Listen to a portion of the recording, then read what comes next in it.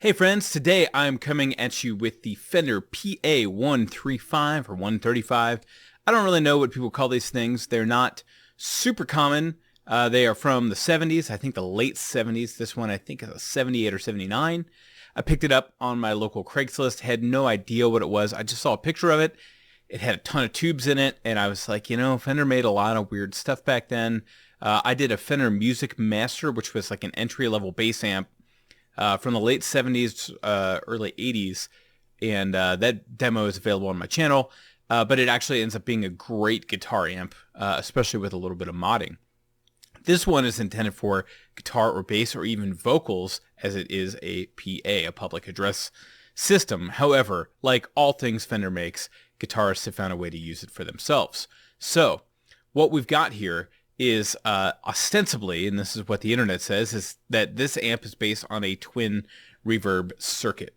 Now, I don't know enough about electronics to verify that claim. I found schematics for both amps, but I'll tell you this, it passes the ear test. I've played a lot of twins. I've played even the Tone Master Twin, and this thing sounds like a twin.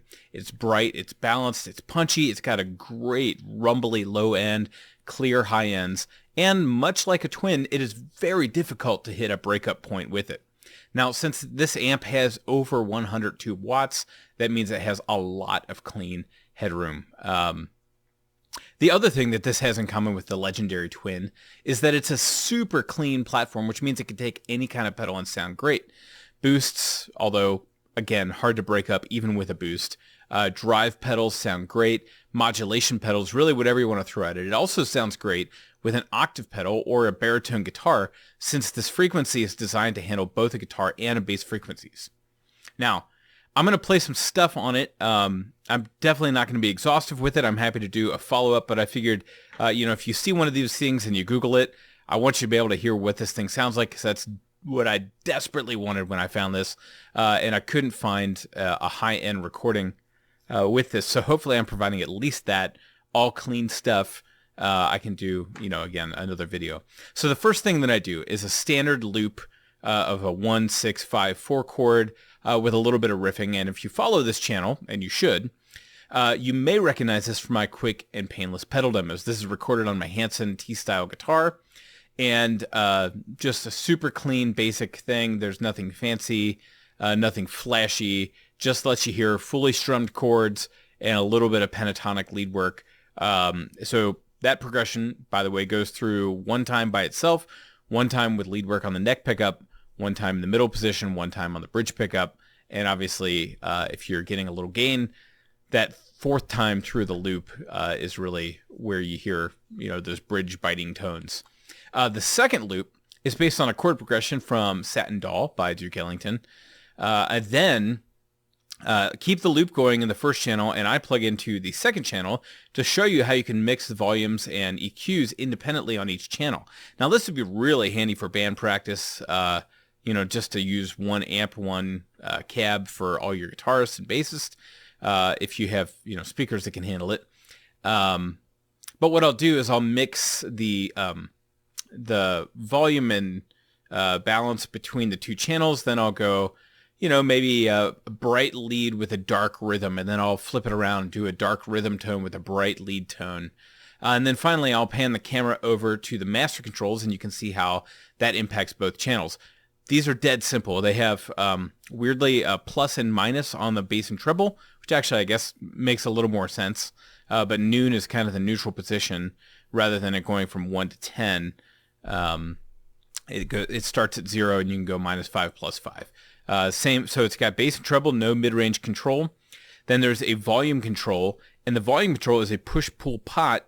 When you pull it out, that turns the reverb on. There's not individual reverb settings for a channel, because frankly, that would be a little weird. I could think of uses for it. That's not to say that, you can't mix things with different amounts of reverb, but generally speaking, if you're creating reverb, you're trying to synthesize the size of a room, and it would be weird if all your instruments sounded like they were in different sized rooms.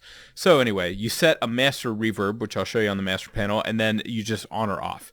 And so for a while, I'll play with the rhythm, or the reverb on the rhythm and not on the lead. Then I'll turn on the lead, and you can hear how that works. So here's everything involved with my demo. I've had some pictures of the amp up this whole time while I'm speaking. The first loop, as I said, is recorded on my Hansen T-Style, runs through the Donner looper, and that's the same loop that I use for quick and painless pedal demos. The second loop is recorded on my Fender American Elite Stratocaster from 2001 with Seymour Duncan quarter-pounder pickups in it. I think everything's on the neck pickup except for a little bit of lead work, which is in the 4-position neck middle. And then all the sounds are going through my Hot Rod Deluxe 112 cab with a Celestion G12H in it. That's it. No fancy audio work or editing work. Just mixing directly on the amp and recording into a 112 speaker. So I hope you enjoy this. Please leave a comment. Let me know what you think of the amp. I think it's very, very cool. The other thing I'll say about it is that it is insanely heavy. It's just unbearable to lift this thing. But you stack it on top of a 412 cab with casters and you just roll the thing around, I guess is how it's designed to be used. The other thing I'll say is that my 112 Hot Rod Deluxe cab is fairly wide, and I have a 69 Fender Bassman that sits on it perfectly. This thing spills over both edges of the amp, as you can see right behind me there.